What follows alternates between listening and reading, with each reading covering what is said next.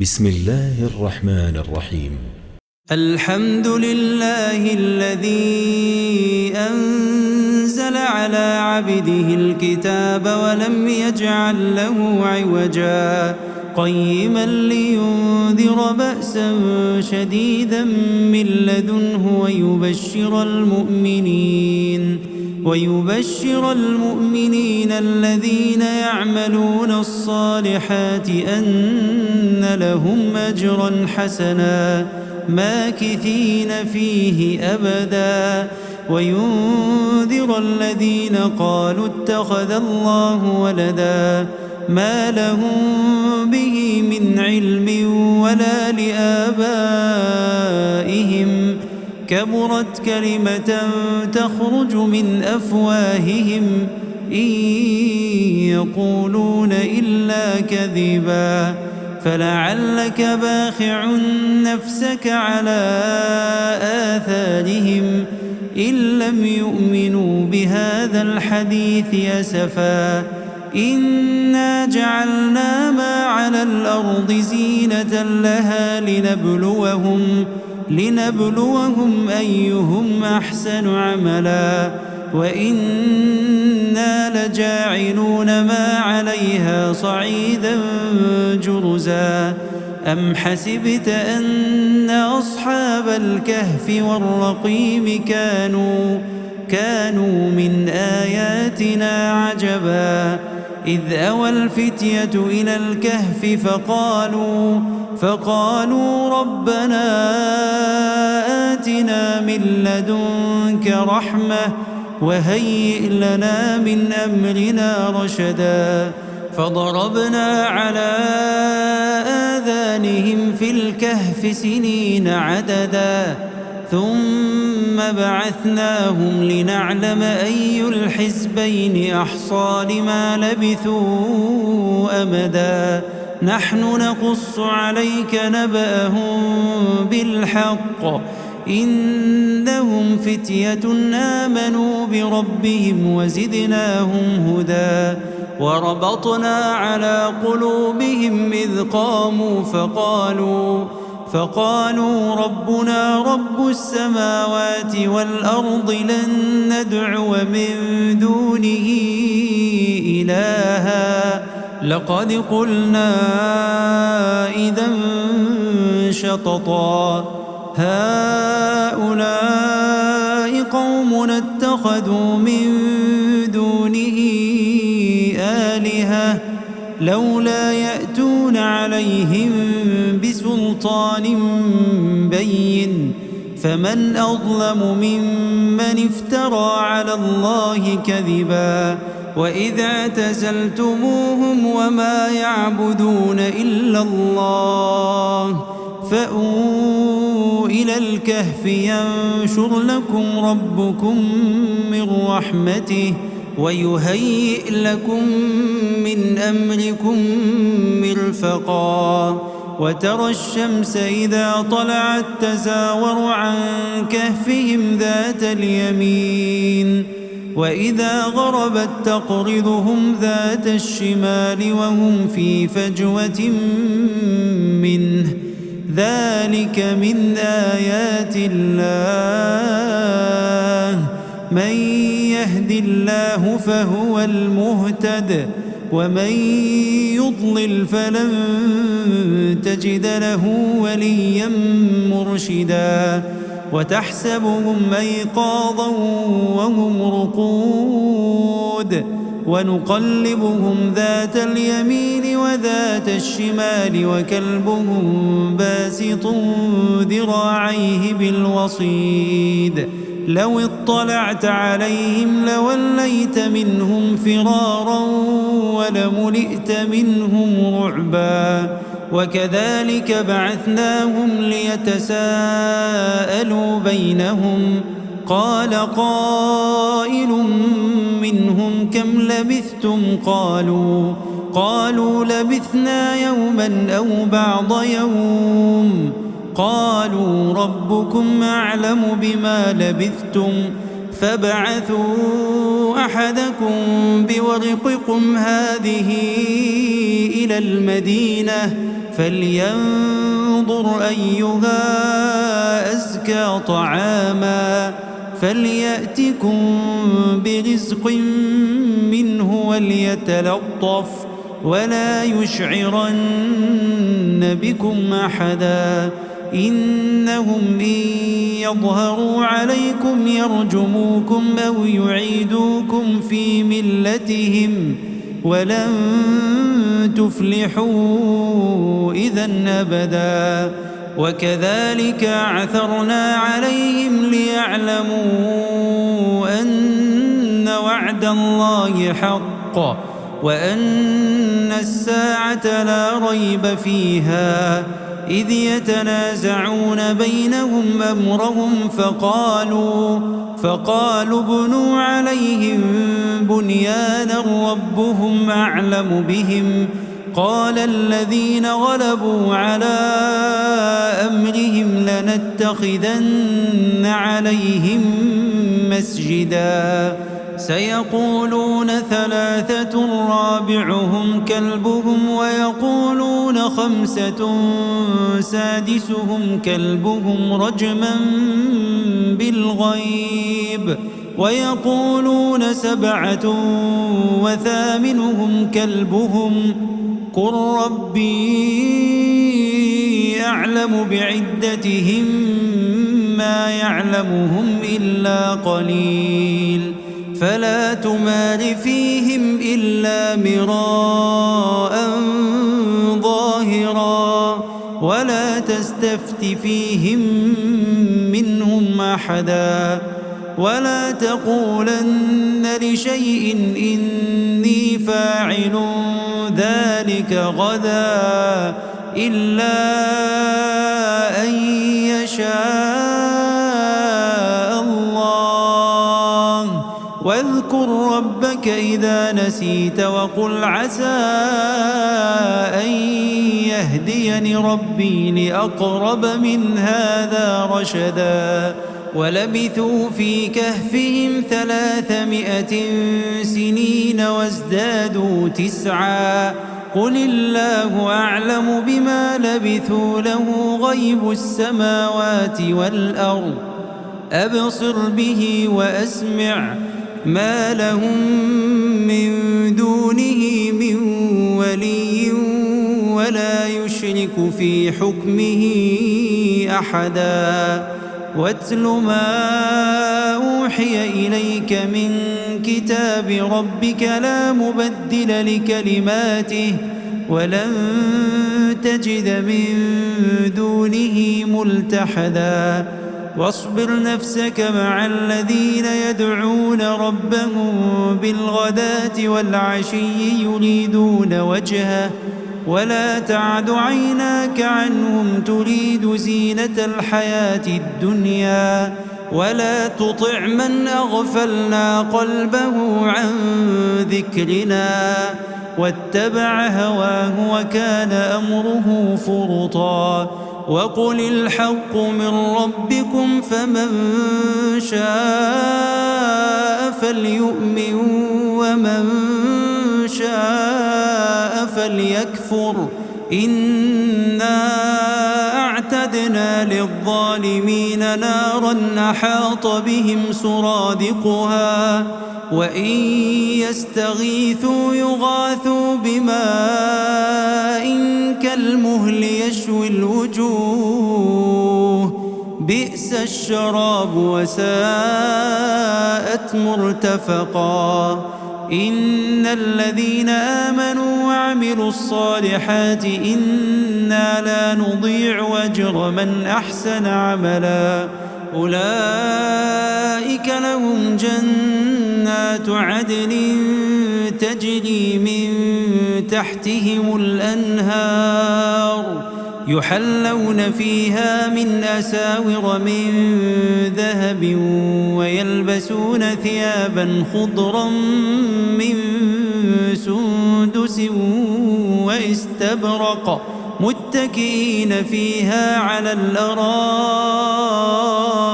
نعم الثواب وحسنت مرتفقا واضرب لهم مثل الرجلين جعلنا لأحدهما جنتين من أعناب وحففناهما بنخل وجعلنا بينهما زرعا كلتا الجنتين آتت أكلها ولم تظلم منه شيئا وفجرنا خلالهما نهرا وكان له ثمر فقال لصاحبه وهو يحاوره أنا أكثر منك مالا وأعز نفرا ودخل جنته وهو ظالم لنفسه قال ما أظن أن تبيد هذه أبدا وما أظن الساعة قائمة ولئن رددت إلى ربي لأجدن خيرا منها منقلبا قال له صاحبه وهو يحاوره أكفرت بالذي خلقك من تراب ثم من نطفة ثم سواك رجلا لكن هو الله ربي ولا أشرك بربي أحدا ولولا إذ دخلت جنتك قلت ما شاء الله لا قوة إلا بالله إن ترني أنا أقل منك مالا وولدا فعسى ربي أن يؤتيني خيرا من جنتك ويرسل عليها حسبانا من السماء فتصبح صعيدا زلقا أو يصبح ماؤها غورا فلن تستطيع له طلبا وأحيط بثمره فأصبح يقلب كفيه على ما أنفق فيها وهي خاوية على عروشها ويقول يا ليتني لم أشرك بربي أحدا ولم تكن له فئة ينصرونه من دون الله وما كان منتصرا هنالك الولاية لله الحق هو خير ثوابا وخير عقبا واضرب لهم مثل الحياة الدنيا كماء إن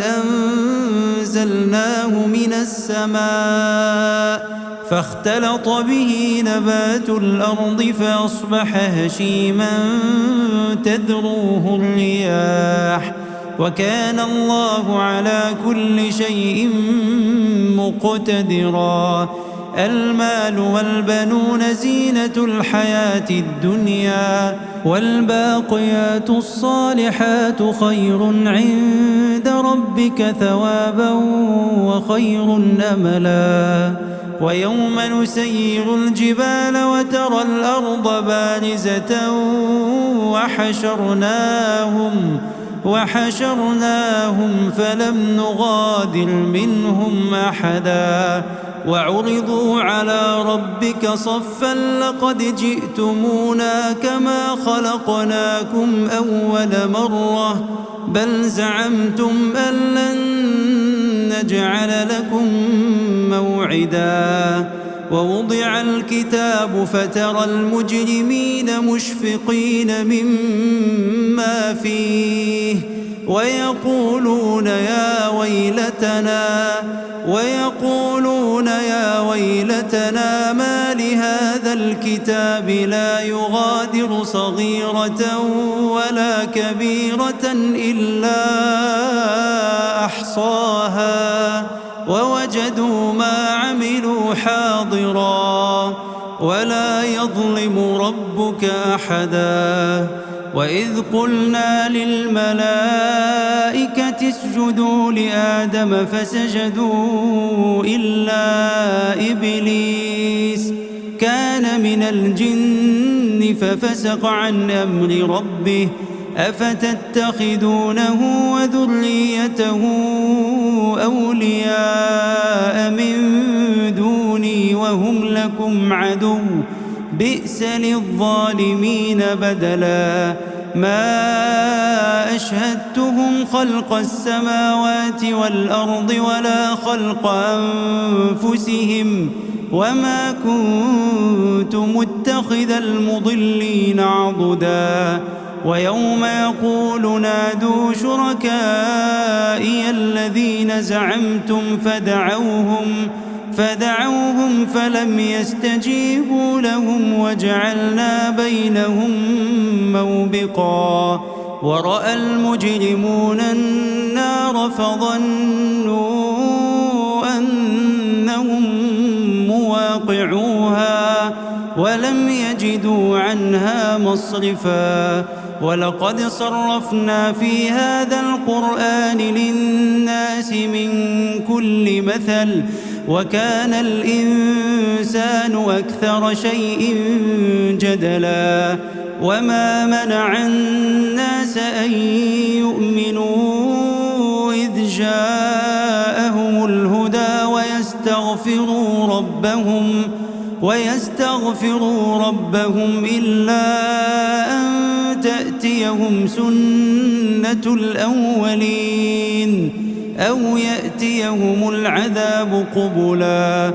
وما نرسل المرسلين إلا مبشرين ومنذرين ويجادل الذين كفروا بالباطل ليدحضوا به الحق واتخذوا آياتي وما أنذروا هزوا.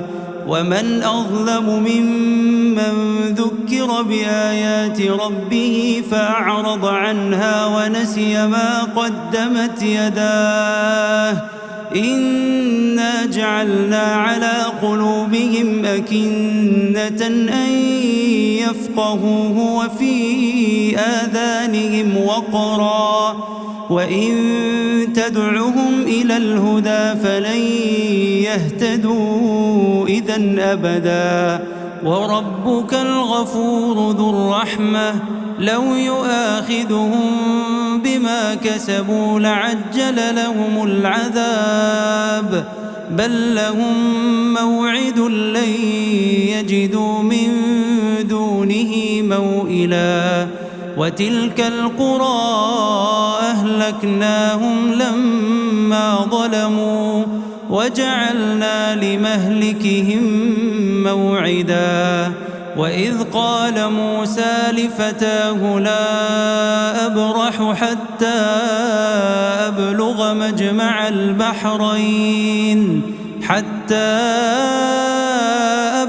مجمع البحرين أو أمضي حقبا. فلما بلغا مجمع بينهما نسيا حوتهما فاتخذ سبيله في البحر سربا. فلما جاوزا قال لفتاه آتنا غداءنا لقد لقينا من سفرنا هذا نصبا. قال أرأيت إذ أوينا إلى الصخرة فإني نسيت الحوت وما أنسانيه إلا الشيطان أن أذكره واتخذ سبيله في البحر عجبا. قال ذلك ما كنا نبغي فارتدا على آثارهما قصصا. فوجدا عبدا من عبادنا آتيناه رحمة من عندنا وعلمناه من لدنا علما.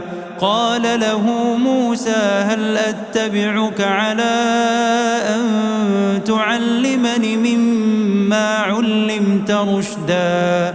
قال إنك لن تستطيع معي صبرا وكيف تصبر على ما لم تحط به خبرا؟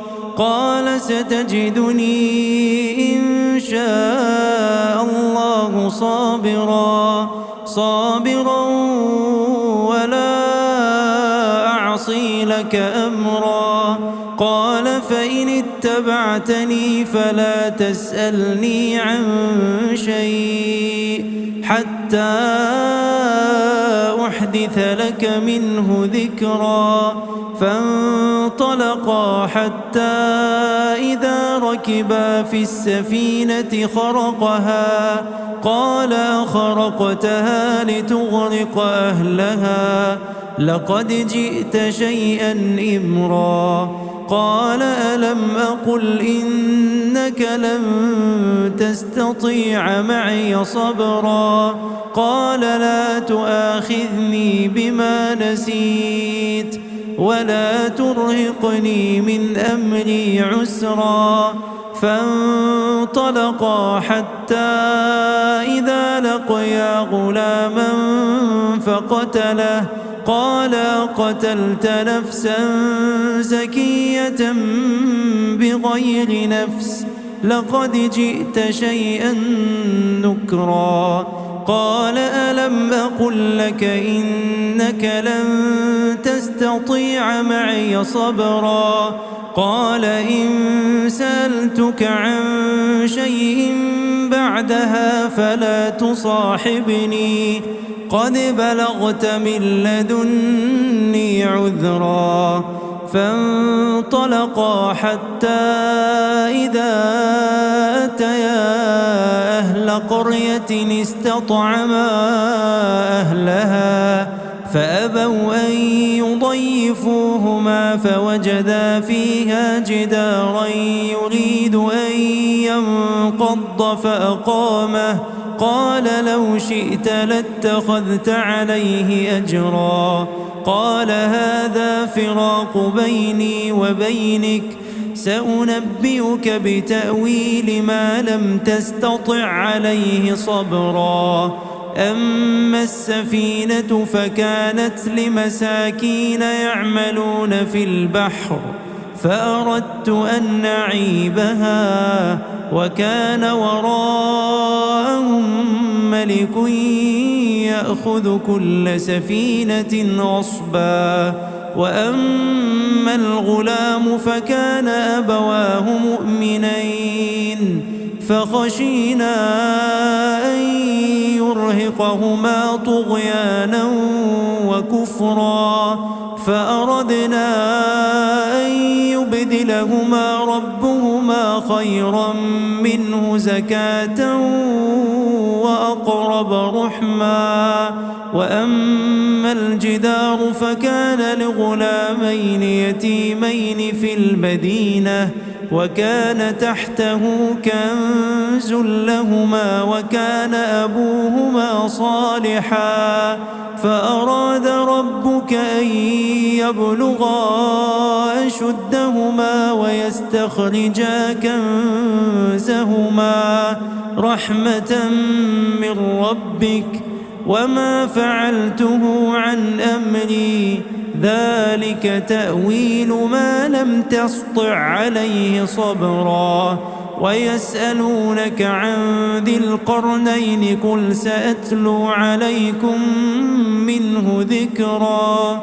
إنا مكنا له في الأرض وآتيناه من كل شيء سببا فأتبع سببا حتى إذا بلغ مغرب الشمس وجدها تغرب في عين حمية ووجد عندها قوما قلنا يا ذا القرنين إما أن تعذب وإما وإما أن تتخذ فيهم حسنا.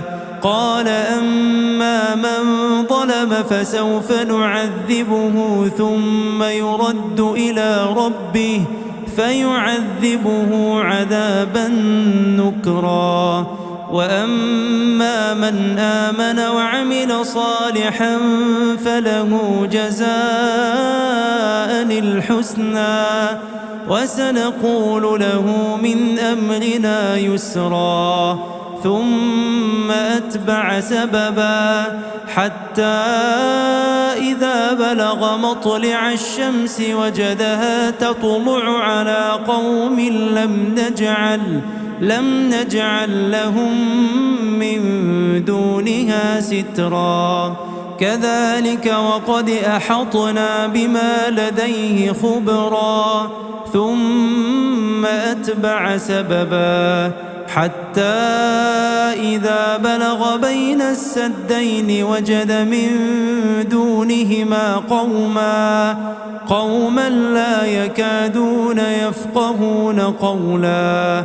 قالوا يا ذا القرنين إن يأجوج ومأجوج مفسدون في الأرض فهل نجعل لك خرجا على أن تجعل بيننا وبينهم سدا. قال ما مكني فيه ربي خير فأعينوني بقوة أجعل بينكم وبينهم ردما.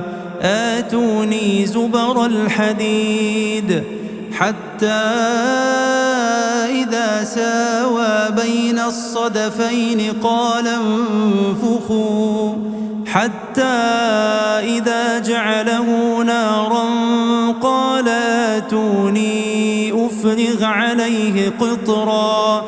فما استطاعوا أن يظهروه وما استطاعوا له نقبا. قال هذا رحمة من ربي فإذا جاء وعد ربي جعله دكاء وكان وعد ربي حقا.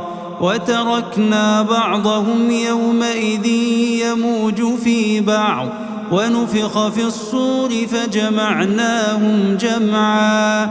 وعرضنا جهنم يومئذ للكافرين عرضا. الذين كانت أعينهم في غطاء عن ذكري وكانوا لا يستطيعون سمعا.